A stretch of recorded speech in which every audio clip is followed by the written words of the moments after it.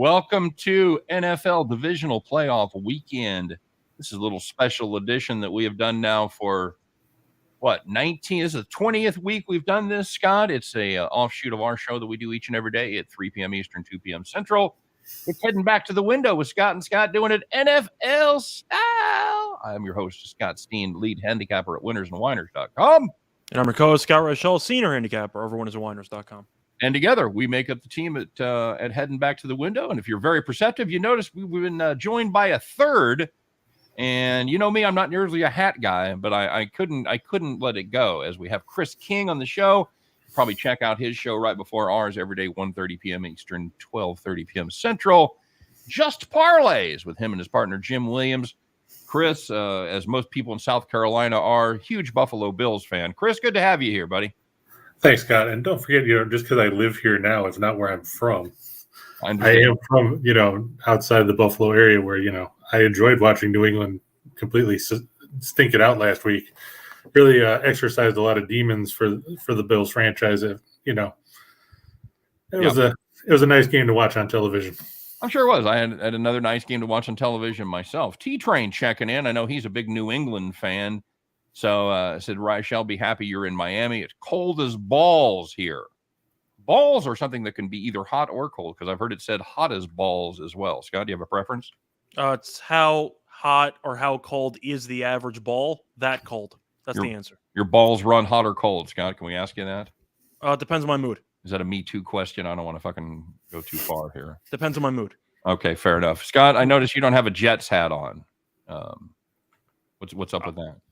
I got to dig one up. It's been a while since I could wear that proudly. But I'm next to two people here who have something that are still, going on in football, because both your teams are still playing. My team hasn't played a meaningful game since, week 2. I was going to say week 1 or maybe preseason, but I was going to say Super Bowl 3, but I was going to get a Namath reference in there, but Rochelle wasn't alive then. James Mounts in the house. Tampa Bay, Tennessee, San Francisco, Kansas City, Buffalo over. We'll see about all of them. We'll see about all of that.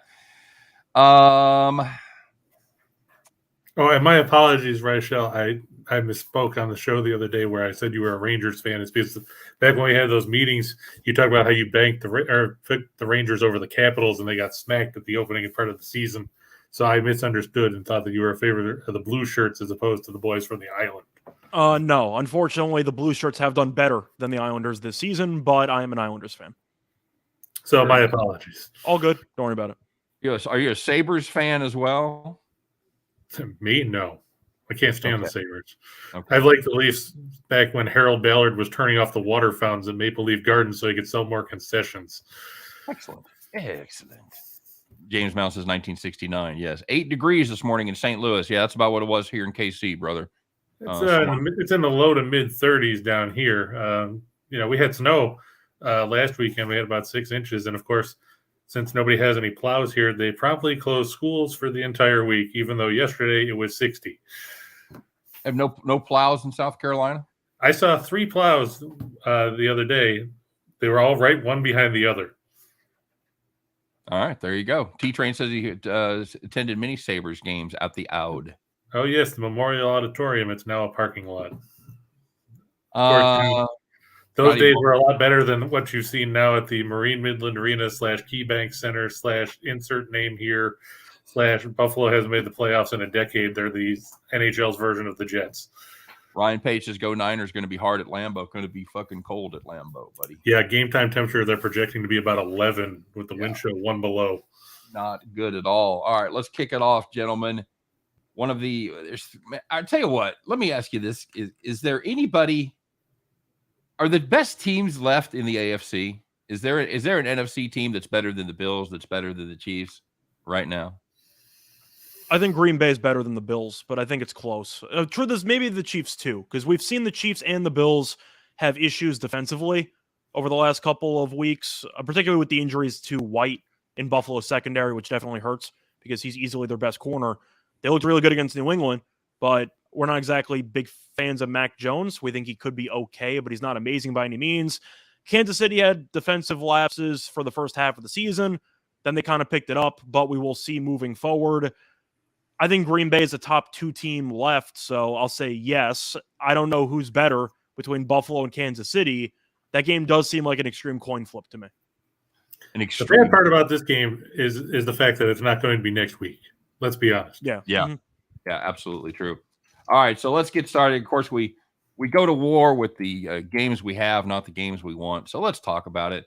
We're going to kick off on Saturday with the Bengals Titans. Titans at home. They are the number 1 seed, of course. They are laying 4, and 47.5 is the number. Chris, you're the away team here. You're the guest. Kick us off on this one. Tell me what you like. Well, That's Joe Burrow. He's good. I guess the big part for Tennessee is, they're going to have Derrick Henry back. He hasn't played since, week 8 or so. At that point, he led the league in rushing. Now you can rotate him. You can rotate Donta Foreman, who was good in the second half of the season. You can throw Dontrell Hilliard in there. Obviously, those teams the Titans are going to want to run the ball. The problem is Cincinnati's got a good run defense. I mean, they're 5th in the league against the run. But my concern is, can they hold up? I mean, let's face it. I don't know what you guys thought about the inadvertent whistle touchdown last week against the Raiders that ended up proving to be the margin of victory in that game. We know Jerome Boger's team won't be back out there officiating any more games to possibly screw a team over. But let's say that Cincinnati was fortunate that the Raiders were 1 for 5 in the red zone last week. I don't know if they're going to have that kind of luck against Tennessee. Yeah, that's a great point. Scott, what do you got on this one? For me, I feel like even though Tennessee's been disrespected all season long and they somehow got the 1 seed anyway, and they're getting Derrick Henry back, and I get everything like that, I like Cincinnati plus the points because I just cannot get behind Tannehill this year. I can't do it. And I know that he was great in years past. He was pretty shaky in the regular season. Henry, I know he's going to play. I'm not sure, A, how long, B, how well, because when you haven't played in that many months, you can practice for a week. I'm not expecting prime Derrick Henry. That's not what I'm trying. So I'm expecting them to kind of contain him, them being Cincinnati a little bit. But the question is, do I think Tennessee's secondary, which has been a concern all season long, do I think they can contain Higgins, Chase, Boyd, and company? I don't. So I think that Burrow should play pretty well. I think this game will be very close. I expect a 1-possession game late. And if that's the case, I'm going to take the points. All right. Yeah. See, that's the question. Derrick Henry with that layoff, is he rusted or rested? That's because usually at this point, he's had 385, 400 carries. So, and I know he had a lot of carries early. In fact, I looked at this. I was looking at the carries leader like 5 weeks after he'd been injured. He was still in the top 5 of carries. That's how much they hammer him. So, Chris, what's your opinion on the Derrick Henry situation? Is he going to be rusty, having not played since week 4, or is he going to be rested and hungry and in a better position than he was normally in the postseason? Well, we talked about this on our show too. Rock Riley was on. He told us that they put Henry through contact drills this week to prove that he was ready to go. I think he's going to be rested. It's going to help him clearly because, like you said, he doesn't have the 400 carries that wears you down in the second half of the season. The big thing, too, though, Scott, and this is one thing that we looked at, both these guys got sacked a ton. Cincinnati, Burrow got dumped 51 times this year. Tannehill got dumped 47. Which offensive line is going to hold up? Trey Hendrickson, he cleared the concussion protocol for the Bengals. That's a plus for them. And we know Tennessee actually has a pass rush, which is scary. But I think in the case of Henry, he's going to be ready to go. I see. I agree. I think that's exactly the way it's going to go down. T-Train says Tennessee has a tendency to throw up a stinker every now and then. They made the Pats look better than they were. Absolutely. How many snaps did Henry take? That's the key. I think he plays 65% of the plays, and I think he gets 20 plus carries. I think he's going to get regular use. I think he's going to be well rested. Plus, they still had a decent run game. They didn't change their offense very much when he was out, and they were able to get it done. I like this Tennessee team. I like the Cincinnati team a lot. What the difference for me is the fact that Tennessee has a pass rush. They did not have a pass rush last year, just an absolutely historically bad pass rush. They have a defense involved. If Burrow has time to throw, could be a problem because I'm not sure that I'm in love with this Tennessee secondary, but I think they're going to be able to get to him. I think they're going to make him shift his feet. And I like Tennessee in this spot. Like in Derrick Henry last year, by the way, 378 carries at this point when he hit the postseason. So 219 this year. I like that difference. I think a rested Derrick Henry makes the difference here.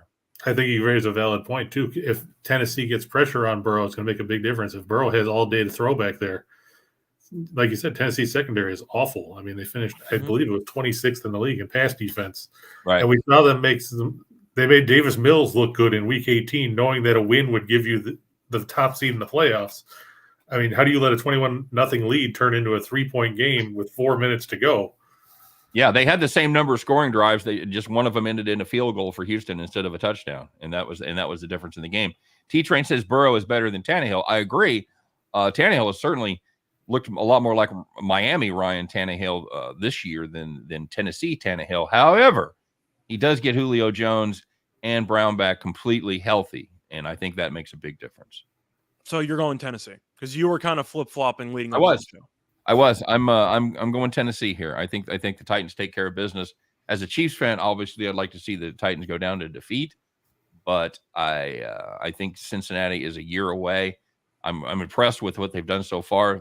They won a very tough division, and maybe not as tough as we thought it was going to be, but I still like this Tennessee team a lot going forward. I think Tennessee takes care of business tomorrow. What do you think, Chris?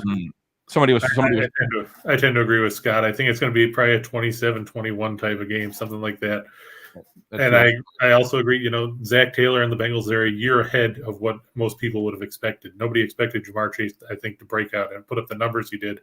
But the problem is, can that offensive line hold up? And he's been smacked around so many times. And the interesting stat is, like I said, he's been sacked 51 times. Of quarterbacks that have been sacked 50 times in a season, 0 of them have made it to the Super Bowl. That's a nice nugget right there, buddy. What do you got for the total here, gentlemen? 47.5 is your number. I think this total is really tricky. This is really, really tricky to me because since I think Cincinnati's going to win, or I think they're going to keep it really close, I'm expecting them to do something offensively. The question is, do I think Tennessee, with all the weapons back, are going to be able to generate big plays, or will they rely more on the Henry security blanket and try to go through long drives and methodically move the ball downfield? Because you mentioned Julio being healthy, which he really hasn't been since, I don't know, September, October. It's been a long time. A.J. Brown's healthy. We know how good he can be. And Henry's a home run hitter every single time. You mentioned how bad the Raiders were in the red zone offensively in that Cincinnati game. Cincinnati in the red zone stunk too. So that also was a bit concerning and why the game was close. I'm going to lean under. I'm not going to actually make a play on the game, but I do think that Tennessee is going to stick with the Derrick Henry game plan, play good defense with Vrabel. You'll maybe get a conservative punt or two, which we have seen from Vrabel in the playoffs in the past. And I do think that Taylor, despite being a candidate for Coach of the Year, I do think he tends to settle for field goals a decent amount in the red zone. And I think you'll end up seeing a couple of long drives result in field goals that might kill the pace. So I'm going to lean to the under. Chris? I tend to think Scott's right. I mean, if you looked at the numbers this season, I wrote about this yesterday. I believe that Tennessee has stayed under the total in 7 of their 9 games at home this season. The Bengals stayed under the total, and I think it was 6 of 8 on the road. It was 6 of 8 on the road and 7 of 9 at home. I think that this one's going to be one of those methodical, grinded out, 3-yard in a cloud of dust days. Remind you of the days of Earl Campbell and Bum Phillips. And I think it's going to end up falling short of that mark. I think the one thing I forgot to mention, which we mentioned before, can I really take an over if I don't trust either offensive line? That's true too. Well, I'll tell you what. You talk about 3 yards in a cloud of dust. I think it's going to be 23 yards, and where the fuck did he go? I thought I had him tackled. Here's 3 numbers that scare me if I'm a Cincinnati fan. 7.4, 5 even, 6.7. That's yards per carry that they gave up on the ground the last 3 games to the Chiefs, Browns, and of course, that vaunted running attack of the Las Vegas Raiders. No. The vaunted running attack of the Raiders. Derrick Henry has to be licking his chops. I think these teams go up and down the field. I think this Cincinnati defense got exposed a little bit last week. I think they get exposed a lot on Saturday. Give me the over right there in this. The entertaining thing was before the win last week against for the Bengals over the Raiders, their last playoff win came over the Houston Oilers back in 1991. That's right. It was the curse of Bo Jackson. They injured Bo Jackson and then won the next game, and that was it. That was the last time they were in the playoffs. Yep. So and then the Raiders went to Buffalo and got obliterated. Yeah, absolutely. That was not a pretty game there. All right, guys, 49ers at the Packers. We had some people talking about that one earlier. Skeeter, I'll let you go on this one. Of course, Green Bay at home, 5.5-point favorites, 47 is the number. Now, you and I have been a fan of this 49ers team as the season has gone on. Do we get off the bus here, buddy, or do we ride it straight over the fucking cliff? What do you got? Well, of course, it is worth mentioning that I was waiting to hear about the status of Warner and Bosa because you have to keep tabs on both. It seems like they're both going to play, so crisis averted there. I like Green Bay, and I have a hard time trusting Garoppolo in general, but with a messed up shoulder now and a messed up finger playing in the cold weather of Lambeau, I'm not exactly a fan of the spot. Now, I know the argument or the counter argument is the Niners are going to try to run the ball anyway, and Garoppolo won't have to throw that much. I'm sure Green Bay knows that plan too. So the thing is, Green Bay is undefeated at home this season. They've been great. Adams torched this team in the first meeting, and the first game came down to a field goal at the end. We can agree with questionable officiating. Green Bay probably should have won the game more easily. I'll put it that way. A lot of calls went the Niners' way in the second half, but Green Bay gets a lot of guys back. Jerry Alexander supposed to be back. They're looking at Bakhtiari, who might return to the offensive line, which is a big boost. But you have an undefeated team at home that thrives in cold weather against a West Coast team traveling to the cold with an injured quarterback. I'm taking Green Bay.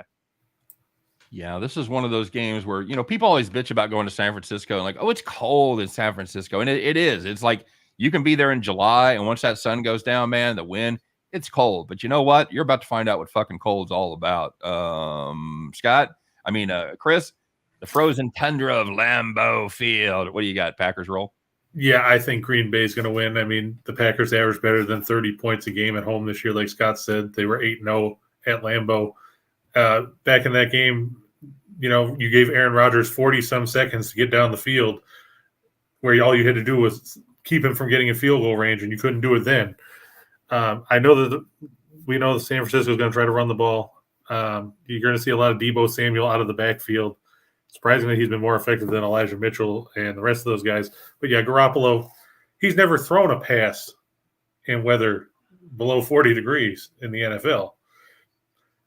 So how is he going to adjust? How are the 49ers receivers going to adjust to getting hit in that kind of weather? Because you get a lot of alligator arms when it comes to playing in this kind of climate. That's right. People are talking about, it was 65 in San Francisco today. It was 16 in Green Bay. Like we said, it'll be 11 tomorrow at kickoff. And there'll be some wind. It's supposed to be about 10 miles an hour. Rodgers has been there. Garoppolo hasn't. I just don't have faith in San Francisco. Their best bet is to try and bleed the clock and keep Rodgers off the field. I think with a buttonhead Chris versus the steamroller, that'd be quite a battle. Two Weezers at Caesars right there. I think on a neutral field with good weather and a healthy Garoppolo, I think this is a very interesting football game. There's a lot to like about this Niners team. They're a lot like the Bengals. They're a young team. I think they're coming on. I think they're going to be a force to be reckoned with going forward.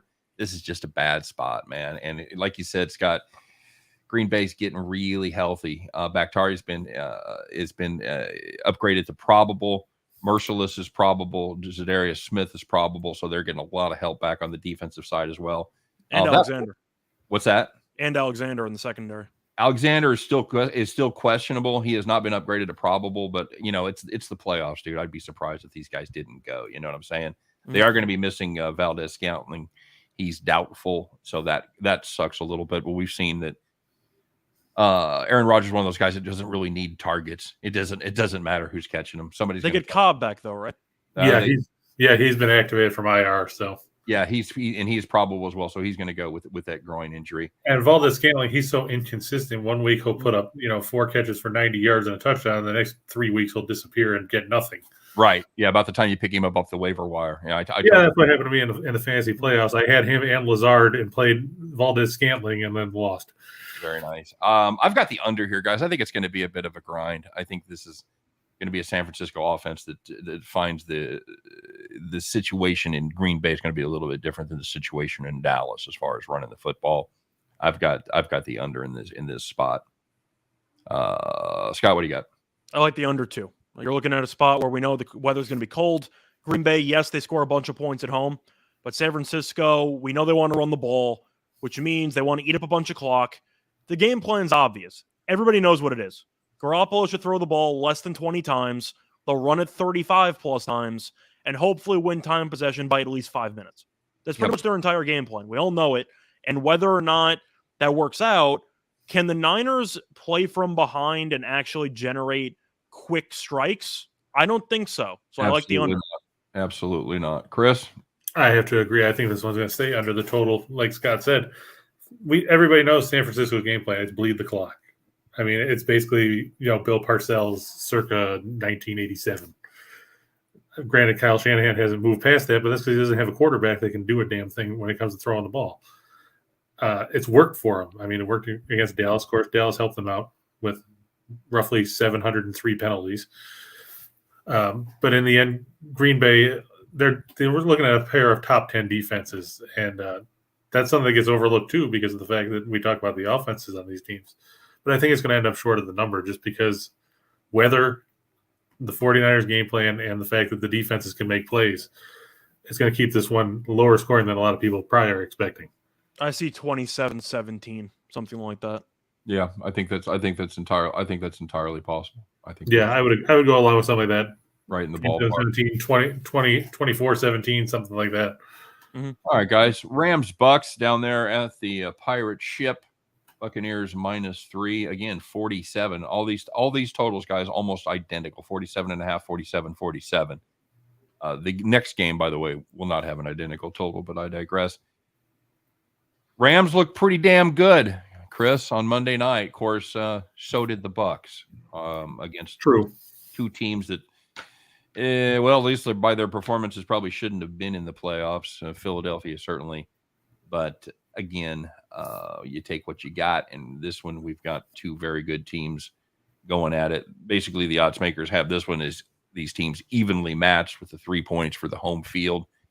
Chris, how you feeling this one? Tommy Terrific at age 44, keep it rolling?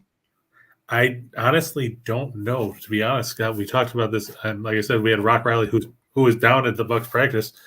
He said that Tristan Wirfs and Ryan Jensen, you're talking about a starting center and an all-pro tackle.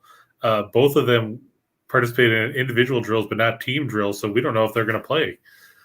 You're talking about if you're missing two of your starting offensive linemen against that Rams front, where Von Miller had 6 sacks in the last 9 games, plus you've got Leonard Floyd and Aaron Donald, and let's face it, Brady is not exactly the most mobile guy when it comes to moving around in the pocket. The Rams got a lot of pressure on him in that first meeting, and that's going to be a key. Plus, Ronald Jones won't play. Fournette's going to try to play, but the Tampa Bay is really banged up in the receiver position. Brashad Perriman, they thought it was a hip injury. He's got a torn muscle in his side. He won't play. Cyril Grayson's still dealing with a hamstring. So it's going to be Mike Evans and I don't know, Raichel, you're down there in Florida. You want to suit up for Tampa Bay on Sunday? Scotty Miller, yo. It's going to be Scotty I might be able to be a stunt double for Scotty Miller, but that's pretty much it. Yeah, that's I'm with you.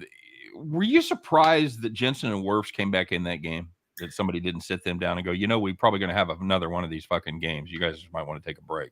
I thought that Jensen would have sat out. Wirfs, I know he tried to gut it out, but he was about as mobile as Right, and then went down again. Career. Scott Nowak asking a very, very relevant question, and one that we have asked throughout the season. Scott, can Matt Stafford come up big in a big game? Of course, you and I he burned us. I think the only way to guarantee he has a good game is for you and I to get down big time on the interception prop, Scott.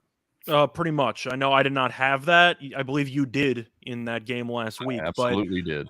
I don't really know what to take away from that Cardinals game because Stafford looked good. He attempted, 17 passes? Right. I mean, they ran the ball down their throats. You blink and it's 14-0. So Stafford didn't do anything wrong, but we talked about Arizona, and now that team with Kingsbury was falling apart everywhere leading up to the playoffs. Now you face Tampa, and Tampa's defense is really good. Chris brought up the injuries. Of course, you got to mention Antonio Brown with AWOL. Godwin's out for the year. They got no receivers. You got Mike Evans, and that's it. Gronk as well. But the point is, it's really tough to go against Brady at all in the playoffs. That's common sense. That's why most people in their gut still like Tampa, despite all the injuries to the offensive line, to the running backs with Fournette, and to the wide receivers. It's because you don't want to be that guy that fades Brady in the playoffs with Matt Stafford and loses. But at the end of the day, the more I've thought about this game, I like the Rams. They're just a healthier team. The injuries up front are huge when you have to talk about containing Aaron Donald, Von Miller, and company. And Stafford, don't get me wrong, he could make a couple of dumb throws, but they have the running game now. I know Tampa's good against the run, but it just seems like the Rams right now are the better team because they're the healthier team. And I think it'll be close. Philly did not beat a team in a playoff team all season long, so they kind of got handed a layup in the first round. I think the Rams give them something. Give me the Rams. So you have to think too that Tampa Bay's secondary is not all that great. Richard Sherman's back on IR; his season's over. Sean Murphy-Bunting didn't play last week; he's questionable again. So you're down to a bunch of guys that probably would be bagging groceries if this was a different time. I mean, Carlton Davis, Jamel Dean. Neither one of those guys really scare you, and you got to deal with OBJ and Cooper Kupp and Van Jefferson and Tyler Higbee. And Cam Akers looked good last week. What I will say about the Cardinals, Kyler Murray looked completely indecisive when it, either throw the ball or run. Don't stutter step and dance around and wait 5 seconds and end up getting sacked or throwing the ball out of bounds or forcing it into triple coverage. Make up your damn mind. That's because the Rams defensive line dominated, though. What? That's because the Rams defensive line dominated the game. So you can make the argument that with a banged up offensive line, you're not going to see a similar story to what happened against Arizona, but it could be close to it if the Rams can dominate the line of scrimmage. So, Chris, let me ask you this, and this is a theme we're going to come back to when we handicap the next game. These teams played earlier in the season, and in LA, Rams won 34-24. Good news, bad news for the Tampa Bay defense. They only gave up 35 yards on the ground. Yay, congratulations. They gave up the info. They gave up the 4-1-1 through the air to Matt Stafford as he absolutely torched this defense. What changes here, buddy? I don't know if anything really changes. Like we said, Tampa Bay's secondary is a train wreck waiting to happen. If they can't get pressure, and I mean, you're looking at guys like JPP who have lost a step or two in addition to his finger. Easy. You've got Shaq Barrett, who's been banged up, plus he had COVID. Levante David's a question mark in the middle of that defense. If they can't get pressure on Stafford, I know a big thing is Andrew Whitworth isn't going to play for the Rams. So who's going to block on that side for Stafford? But if the Rams move the ball on the ground, if they even keep Tampa Bay honest where they can't drop multiple guys, 8 or 9 guys in coverage, it's going to be a tough day for the Bucs. Yeah. Yeah, I agree. I've got what's your final pick, Chris? Give me a side and a total. As much as I hate to say it, because I'll probably be on the Bucs report Sunday, and then they'll never have me back again. I think the Rams have a really good shot at pulling this one out. I would take the Rams and the points just because Tampa Bay's got so many injuries. They asked Arians if they would leave Gronkowski in the block, just with that offensive line being like that, and he said no because Gronkowski is a good receiver. And they won't run 2 tight ends because Cameron Brate can't block. So, yep. It's gonna be a rough night for Brady. Like I said, the Rams got pressure on him, and I think it was 25.7% of his dropbacks in the first meeting, and that's when they had a full offensive line. If they don't have their starting 5, it's gonna be a lot tougher for touchdown Tom or Tom Terrific or Tom the Turd Bag or whatever you want to call him. Tampa Bay. Darwin Tanko said Gronk and Evans is all you need for Tampa Bay to win. We're going to test that theory because if Jensen and Wirfs can't go, we're going to find out if that's true. And my answer to that was, if all you needed was Gronk and Evans, why did they score no points against the Saints? Yeah, that's legit. In a game where Gronk got hit in the helmet as many times, in the back of the helmet, as many times as he caught a pass on that game. He was targeted 11 times, 2 hit him in the back. And that was just from Arians. It was just Arians hitting him in the back of the helmet that many times. Folks, so you got the Rams there. What's your total? I think it's going to stay under. I can't see. I know that Tampa Bay's leaky pass defense-wise, but I can't see it getting ramped up that high. I think it's going to be 20, probably 24-20, 24-21, something like that. Miami, Scott, what do you got? For me, I agree with Chris. I got the Rams in the under. It's really a spot where Brady has proven time and time again he could win with basically the local groceryman and find a way to make it to a Super Bowl. But I have to look at the Rams here getting points when they're the healthier team, and they're right now the better all-around team when comparing the offense and defense with the current active projected rosters. As for the total, I got to like the under because Brady, I think, is going to be pressured a lot. And if you're expecting Stafford to do several stupid things in this game, means a couple interceptions, potentially while driving, I'll go with the under. All right, I'm going the other way. I've got the Rams, but I've got the over here. I just don't see the Rams running the football. This is for all their flaws on the pass side. The defensive front seven for Tampa Bay is extremely good against the run. I think the Rams are going to throw the ball to win. I think the Rams win. I like the money line play there, by the way, as well. Tampa Bay are going to be forced to throw as well with injury to Jones, Fournette, less than 100% at best case scenario. So I think we're going to see some throwing, and I think let me ask you this, guy: do the Rams really need to run the ball effectively, or do they just need to commit to running the ball? Even if you average 2.5, 3 yards a carry, if you can keep the Bucs where they have to respect the fact that you're going to run, it's going to open things up for the Los Angeles to go to OBJ or Cooper Kupp to move the sticks and control the clock. Quick question here, Scott. Where is Illinois State?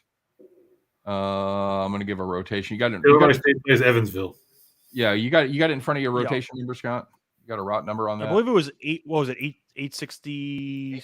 What was it? 868. I think. It's 888. That's 7 right. o'clock. It's 887. It's 887, 888 in your it's 888 is Illinois State. There you go. You line up to 7.5 now. God, we're movers and shakers around here. I liked it better when Illinois State was favored by 7, but like I said in that on our show, Evansville can't score to save their lives. Mm-hmm. No, they're awful. Okay, buddy, and now the one that we've all been waiting for. It just so happens to be the last game on the board. It is the Kansas City Chiefs, recent Super Bowl participants and winners. That must be weird for you, huh, Scott? We go to the Super Bowl and win. Can't relate. Chris. No, I know. I meant Chris. So, Chiefs. I don't know what a Super Bowl is. Well, you guys remember when you used to go and lose, right? Well, Chris, in my defense, my team does have more titles than your team does. Oh, yikes! Not if you throw in the AFL, you don't. Yeah, there you go. All right, Chiefs -2. 47 is no, it's not. It's not at all. 55.5. Is it 2 again? I saw it was 1.5 earlier. I hadn't looked. I've got it. Let me check the grid here. I've just got it with the site that I'm using. I see mostly 2. I'm sure if you shop hard enough, there are probably a couple of 1.5s left. Well, if you like to bet online, actually, I see MGM has it at 1.5, and so does Win and the Superbook. Westgate has it as well. 5 Dimes has it at 1. God bless 5 Dimes. I don't know where you can still bet with 5 Dimes, but yeah. I didn't even know they were still in existence. They're not in America, as far as I know. They're not in very many markets. All right, buddy. Chris, I'll let you go first. Well, I mean, obviously, it's going to be a highly entertaining game. I mean, we're not going to go back and talk about Week 5 because that was, like we said, that's a long time ago, just like it was for the Rams in Tampa Bay or for Green Bay and San Francisco. What it did show Buffalo is that they can go into a hostile environment like Arrowhead and win a game. And from what we saw last week, I mean, the interesting stat that we threw out a couple weeks ago was in Bill Belichick's coaching career, and now it's twice, Only twice in his career now has a team not punted against him, and it came in the last month, and they both came at the hands of the Bills. Okay. So, I mean, you see the way they decimated New England. Now, I know that you're a big fan of Kansas City. I know you're a fan of the way Hang on, Kansas City I need to go look around the house, see if I can find a fuck to give about what New England defense did. Sorry. Yeah, but the difference is New England's defense was a top 5 defense. What was Kansas City? Okay. I'll take the way that this Chiefs defense gave up less points than any other team in the NFL over the last 10 weeks of the season since they added Melvin. But who did they play in the last 10 weeks of the season? You played the Raiders twice. You played the Broncos twice. Is that really the road a Bills fan wants to go down about who they played? My point is, you're talking about how many points they gave up. Who led the league in scoring defense overall? Are we talking about overall? Or are we talking about how they've been playing recently? Well, look at how they played recently. Look who Buffalo has shut down teams recently. I grant they played the Jets, and nobody's impressed by them. Somebody wants to know how many playoffs Stafford played in. He was 0-3 before last week. He won his first. Yeah, it's hard to believe he's played that long, but he played with such a bad team in Detroit. I don't know what's more astounding, that he's been in the league that long, or that he actually made it to 3 playoff games with the Lions. that would have been about 2 more than I thought. So. Was he? Yeah, they were probably all wild card games too. I would imagine. I remember 2 of them. You had one against Roma where the Cowboys won on that controversial no call for holding, and they got buried by the Saints a while back. Those are the only 2 I remember. You know, D from Detroit would know that. Did they lose to Seattle? I think they lost to Seattle one time. That sounds those right. are the 3. Playoffs is different for Tom Brady and Gronk. Tough to beat, even playing with the grocery baggers. I agree. It's not going to be an easy game for the Rams, but I worry about the offensive line. I think that the one point I'll make, though, I know we're talking about the Chiefs game now, but people are just blindly saying Brady in the playoffs. People blindly bet on Saban in the title game. Just because you have a ton of experience and just because you're constantly there doesn't mean year in, year out, you're automatically going to win. Saban lost because Bama's team was worse than Georgia's team, especially with the injury to Williams in the first half. But I do think that if you're looking at the rosters, the Rams are extremely live to win this game. And this line does seem quite questionable for the current health of both teams. Yeah, they're not giving Tampa Bay any love at all, which is understandable because with the injuries, I'm concerned about them, and I've seen a lot of Tampa Bay games because unfortunately they like to show them on TV down here. All right, so I interrupted your cool stat about Belichick not giving up punts. That's great news. Well, I kind of want to be moderator here because let's be real. I know that Chris likes the Bills. I know you like the Chiefs. I'm not reinventing the wheel here. That's what's going to happen. So before I get into my thoughts, do you have any thoughts on the total? Because we already know that Steen's going to like the Chiefs. You're going to like the Bills. So let's get that out of the way. It's going to be a high-scoring game. I mean, you get right down to it. There's a ton of offensive firepower on both sides. And like you pointed out earlier, with Tre'Davious White missing, it's going to put pressure on the secondary for Buffalo, Levi Wallace and Dane Jackson, Teron Johnson. The one good thing that Buffalo has in the secondary that I can point to is, that safety duo of Micah Hyde and Jordan Poyer. Whether Scott likes them or not is irrelevant. You can't take away what they do on the field any more than I can sit here and say Travis Kelce sucks. You can say whatever you want. It doesn't necessarily hold water. I think it's going to be. You're going to put a safety on Tyreek Hill. Is that your plan? No. I'm just saying that those guys back there makes up for some of the loss of not having Trey White. Okay. No, I wouldn't put a safety on Tyreek Hill. No. Okay. I'd try to double or something like that, but I wouldn't put a safety on him. I think you'll see a lot of Saron Neal. They'll probably go to a big safety look, or run him out there as a third safety, because they do that sometimes as opposed to just leaving Johnson out there in the slot. Let me ask you this, Chris: Who's the best team? Who's the best quarterback they faced after Tre'Davious White went out? After White went out, let's see, that was on Thanksgiving. They played Brady after that. How'd that go? They ended up losing in overtime. Yeah, but that was also a game that they were down 24-3 and came back and would have won the game in regulation had the refs, decided. I don't think he means the result. Stephon Diggs gets mugged in the corner of the end zone. I don't think he means the results. I think he means Brady's passing numbers. I think that's the point he's trying to make. Well, here's the point I'm trying to make. Since they've had this, you say, well, this has been a very good defense. Well, without White, they've faced Mac Jones, Tom Brady, Darnold, Mac Jones again, the ghost of Matt Ryan, and whoever the fuck the Jets threw out there. Wilson. That was Zach Wilson. Was that the okay? Well, I get the shitty quarterback carousel confused with the Jets, but my point is they ain't faced Pat Mahomes, buddy. That's what I'm saying to you. But you have to admit, in that first meeting, Mahomes didn't look all that great either. They moved Chiefs the ball. didn't look good. I rewatched that game, and what I saw was a Chiefs team that basically moved the ball at will, even though Mahomes. And I forgot the weather was shitty that night. That the second half was played in pretty much a driving rain, and the wind was awful. The other factor that I remember the lightning storm that bored the crap out of everybody for an hour and a half. Right. The other factor in this, we have a little bit of a difference in referees. Where the first game they had Carl Cheffers, I think, leads the league in holding calls and DPI, and I think we've got Hussey. It's John Hussey's going to be doing this. He likes to keep his flag in his pocket. His crew does throw a lot of holding calls though. They throw the second least flags as far as crews. Now he's got a mixed crew, of course, because it's the playoffs. He's got his own umpire, he's got his own line judge, he's got his own side judge. I hate mixed crews. And replay official is also from his crew. So what do you say? You what? I personally hate mixed crews because there's no continuity there. I agree. I agree with that. But I don't think we're going to see as many holding calls as we saw in the first game. Cheffers is nuts about the holding shit. So I think they're going to let him play. We saw what happened last week when they let the Chiefs play. I don't know, buddy. I know but also, let's be fair. You were playing a Pittsburgh team that shouldn't have even been in the playoffs. Oh, agreed. If Indianapolis beats Jacksonville, which God knows why they can't win down there. Yeah, I understand. 3 years they've lost to the Jaguars in Jacksonville. Yeah, it's just we both played shitty teams that probably didn't deserve to be there in the first round of the playoffs and did very well. The Buffalo had the immaculate game where they didn't punt, and Kansas City put up 5 touchdown passes in 10 minutes and 50 seconds. So I think those are both pretty good accomplishments. Hussey is one of the best. Yeah, I agree, Tony. Absolutely.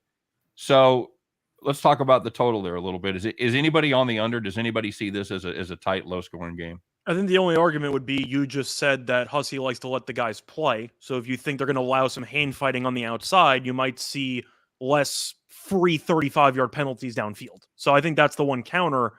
I'm not taking the under. Both teams scored 40-plus points last week. Yeah, I'm going with the over. Agreed. Yeah, I mean, the last couple of meetings, they were, it was 38-20 and 38-24. I mean, you're not expecting a 7-6 type of game here. Mm-hmm. If you are, I don't know what 7-6 first 5 minutes, maybe first 10 minutes. Yeah. But I got to tell you, I feel a lot better about this game after watching the first one. Even though they lose by 18, I don't care. We were able to move the ball. You guys smoked Dan Sorensen twice on late passes, on deep passes. That ain't happening. You're not gonna see Sorensen on Diggs again. You're probably not going to see him on Dawson Knox again. So that's one of the biggest changes. That and the addition of Melvin Ingram. But we were without Chris Jones in that game. We've got Jones back. We've got a healthy Melvin Ingram ready to go. And you got Frank Clark, who seems to show up just in time for the playoffs each year. So you got Willie Gay. So Willie Gay going to play after he was arrested this week. Fuck, he threw a vacuum cleaner. What are you going to put? What are you going to keep him off the field? Or no way. No way. He absolutely is going to play. But the league's going to investigate it in the offseason. Right. Fucking no Hoover is safe. Didn't it take like a year or so for Melvin Gordon to get suspended or not suspended for like a DUI or whatever? I don't think they're going to raise a storm over a vacuum cleaner comparison. But I saw that Spagnuolo, he just passed the buck on to Andy Reid. He didn't even want to have anything to do with it. He's focused too much on the game plan. He's in a very ritzy suburb of Kansas City out in Johnson County in Overland Park. If that happens in Kansas City, Missouri, if that happens in the apartment complex I live, the cops would be like, okay, you're good. It's fine. It's only because of where he was that was even a deal. I had only read about. I wasn't overly familiar with what happened. I just saw that they said that he was arrested, and then they turned around and said that Spagnuolo said that it was up to Andy Reid. He broke his back. He broke his back. So my question is, since both of you, of course, laid out your arguments for your teams, you have anything else you want to add, or you feel like I should be the unbiased party here? I want to know which quarterback you'd rather have, Rochelle. Right now? Yeah, right now. They're both really, really good. I got to go with Mahomes. I think you also have to preface that it's not just a matter of which quarterback you want. It would have to be let's say if you have the weapons that and we'll make it really interesting, Scott. We'll say the weapons that the Jets have. Which quarterback would make things better for the New York Jets? And I'm sure you could say the carcass of Don Strock probably would too. But I mean, I feel like the main argument that I'm going to make for this game, first of all, this is kind of a heart versus brain type of battle I'm having because, no offense, Scott, I'm rooting for the Bills. I like seeing new blood. I like seeing new teams being involved. And Buffalo, it's not even because they're in New York.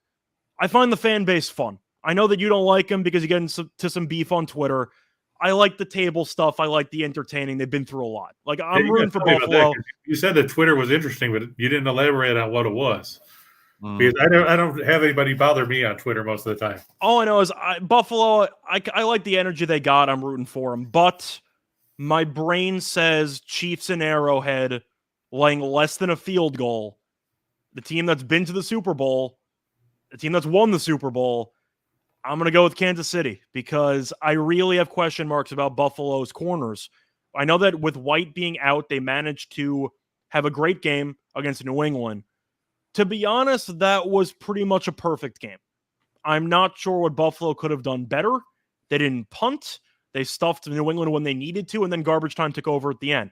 So do I think Buffalo can really duplicate that type of performance? I don't think any team can duplicate that type of performance. That was one of the best all-around games I've ever seen.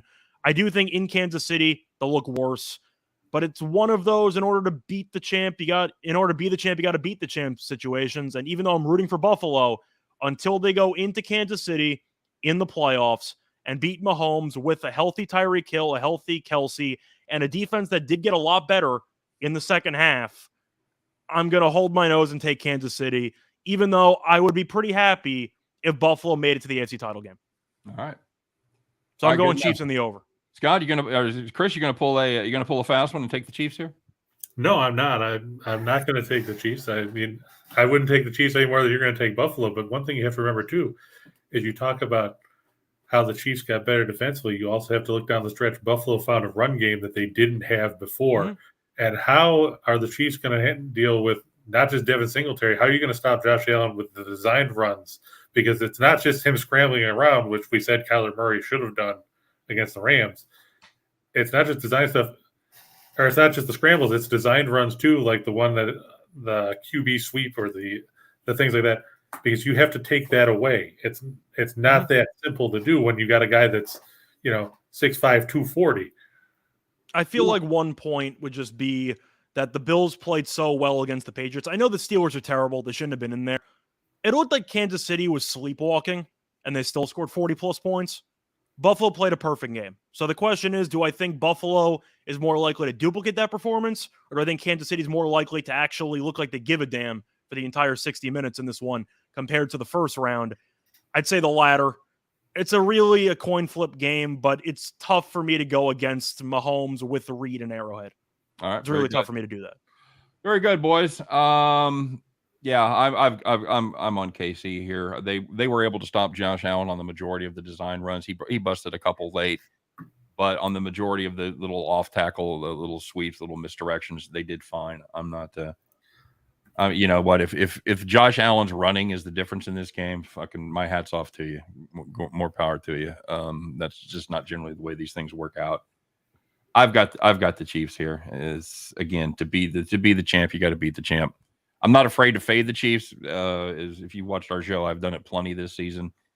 I was ready to. If I recall, though, you didn't fade them in Week 5 when I was on here, and you said that Kansas City was going to wipe the floor with Buffalo. No, I thought they'd be ready. I thought they. And here's something else that I think we've ridden this trend all season long. It's been a really good one, at least late in the year. It's been Kansas City Chiefs early, first quarter, first half. Do not play that this week. This is a team that traditionally starts slow in the playoffs.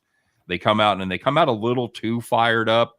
I think Mahomes still gets that he comes out for the introductions and the crowd is fired up and the fucking drums beating, the fireworks are going off. I think it takes him about a quarter to settle down. So I wouldn't be surprised to see Buffalo with a 7-3 lead, 10-7 lead. But hang on to your hats and I wouldn't pound the Buffalo Bills live at that point. So I see 30-27 type of final.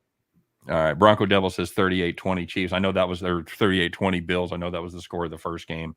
Very, very different game. Rewatch that game, brother, like I did before the show today. And I think you'll see some reasons for my optimism. So, all right, there it is, guys. Just to recap, Bengals, Titans. I've got the Titans -4. Scott has the Bengals and the points. I've got the over 47.5. And he has the under. Chris, where are you at on that one? You're under as well, right? Yeah, Tennessee -4 and under. Okay, so you split with us on the Packers games. I think we're all on the Packers there, right, boys? Yes. We all like Packers and under. And we all like the under 47. You and I are on the Rams. Scott, you on the Rams as well in the Bucks? Yeah, I'm on the Rams and the under. Chris, sorry. Yeah, I went with the Rams and the under in that one. Right. I just don't have faith in Tampa Bay. That's right. You guys are both on the under there, and I am going away from the herd, and I am on the over 47. And Bills Chiefs. No surprise that Chris is on the Bills plus the 2 points. Probably likes him even on the money line, huh? I hadn't looked to see what it was, so probably 110. Probably 110, 115. Yeah.